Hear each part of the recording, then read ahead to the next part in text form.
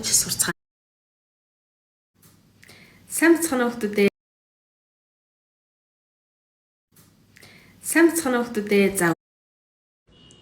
Сайн байна. За ер нь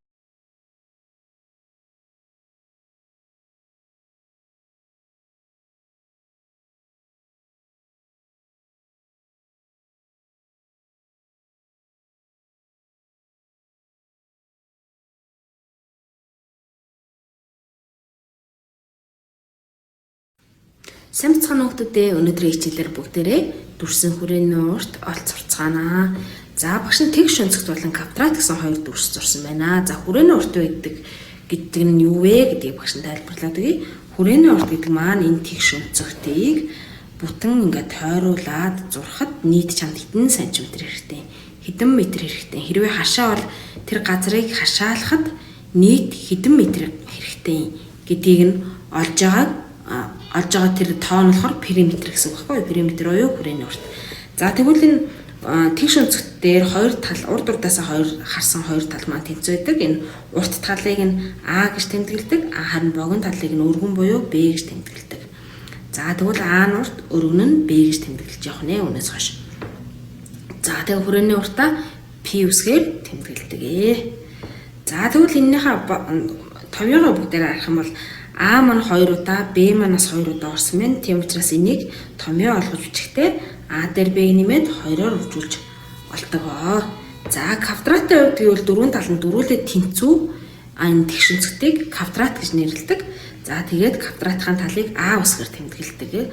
За периметр олохдоо, периметр буюу хүрээний уртыг олохдоо дөрвийг А-гаар үржүүлэхэд хүрээний урт гардаг. Яг гэвэл дөрвөн тал нь дөрвөлээ тэнцүү учраас 4-оор үржүүлчихэд гарч ирэх юм байна. За эхний бодлого бүгдээрээ бодцгоё. Цаасны урт нь 20 см, өргөн нь 15 см бол хүрээний уртыг олоорой. За тэр томьёогоо харцгаая бүгдээрээ тийм ээ. За 20 см 15 см-ийн шууд өгдчихсэн байгаа учраас 20 см дээр 15-ыг нэмээд 2-оор үржүүлэх юм бол хүрээний урт маань гарч ирнэ. Ингээд хүрээний урт маань 70 см гэж гарч байна. За энэ бол амархан бодлого болчлоо тийм ээ. За хоёр дахь нь хашааны урт 8 м, өргөн нь түүнээс 3 м-ээр богино бол хүрээний уртыг олоорой. За иймэрхүү төрлийн бодлогон дээр урт гэж гинөө, өргөн богино гэж гинөө, дахин урт гэж гинөө, дахин богино гэж гинөө гэдгийг маш сайн уншиж шүүхтүүдээ. За энэ бодлогон дээр болохоор 3 м-ээр урт гэж болчихсон байна. Тэгэхээр бүгдээрээ хамгийн түрүүнд Б буюу өргөнөө олох хэрэгтэй тийм ээ. За тэгэхээр 8 м-ээс 3 м-ийг хасах нь 5 м буюу Б маань өргөн маань 5 м гараад ирлээ. За ингээ бүгдээр одоо томьёон дээрээ шууд орлуулж болно. За ингээ хүрээний урт маань 26 м гарч байна. За 3 дахь бодлого тэгш өнцгтийн хүрээний урт нь 24 дм, өргөн нь 3 дм бол уртыг олоорой. Товччихлээ ихтэй.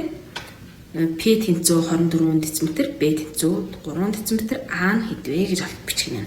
За энэ дээр бүгдээрээ ямар ч сан томьёогоо бичих юм бол А дээр нэмэх нь Б үржих нь 2 гэдэг тийм ээ. За эндээс орлуулад бичье. P буюу хүрээний уртын доотлох 24 тэнцүү, А нь бол мэдэгдэхгүй байгаа. Нэмэх нь Б-гийн оронд 3 дм, үржих нь 2 тийм ээ. Энэ дээр бүгдээрээ тэгштгэл яаж боддог, давхар тэгштгэл яаж боддог вэ гэдгийг аргаараа бодчихвол тэгэх юм бол А дээр нэмэх нь 3 тэнцүү 24-ийг хуваах нь 2. За ингээ А дээр нэмэх нь 3 маань 12-той тэнцэж байна.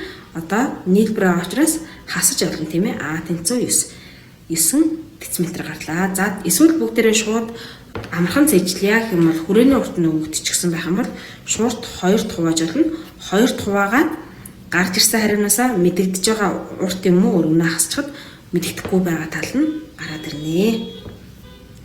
За дөрөвдүгээр бодлого квадратын талын урт нь 2 м бол хүрээний уртыг олоорой. За квадрат маань дөрвөн тал нь дөрвөлээ тэнцүү байдаг учраас периметр буюу хүрээнийхээ уртыг болохдоо нэг талаа 4-оор үржүүлээд гараад ирнэ. За хэрвээ энэ бодлогон дээр периметр нь буюу хүрээний урт нь өгөгдөөд талыг олоо гэх юм бол периметр буюу хүрээнийхээ уртыг 4-т хуваахад нэг тал нь гараад ирнэ. За ингээд бүгдээрээ хамгийн ихний томьёо буюу энэ ихний хоёр томьёогоо цээжлээд авчих юм бол бодлогоо түртэхгүй амархан бодно шүү хүүхдүүдээ. За ингээд дараагийн хичээлээр уулзлаа. Түр баяртай хүүхдүүдээ.